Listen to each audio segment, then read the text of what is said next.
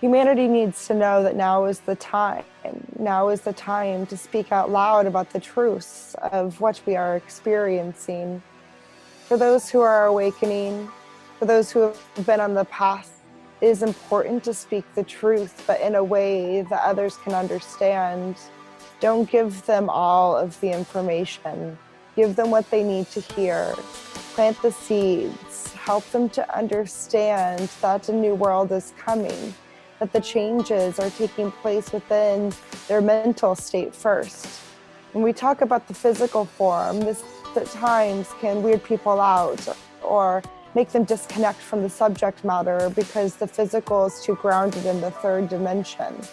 The mental states, though, and even the spiritual states are a little bit more approachable. But start with the mental, because this is where we need to deprogram. It is only through deprogramming the mental states that we will allow more light to pour through, more healing to occur. The healing occurs on all levels, but it is the mental that has to be dismantled for people to clearly see. If they are so programmed into the old world, it will be really difficult for them to see that there is anything beyond that. They are too submerged. It is as if they are underwater and you are talking to them from above. They are drowning within themselves, and even though you are offering them a hand, there's too much confusion. They're almost fighting and wanting to stay within the drowning process because they're too afraid of what would happen if they do take your hand and come to the other side. Be patient. Keep your hand out. But don't allow yourself to also become submerged. Don't take their hand before they're ready. If anything, just let them know that the hand exists and that there is another place to be, that there is air to breathe on the other side. You can only speak to them and they can only understand from their level of consciousness.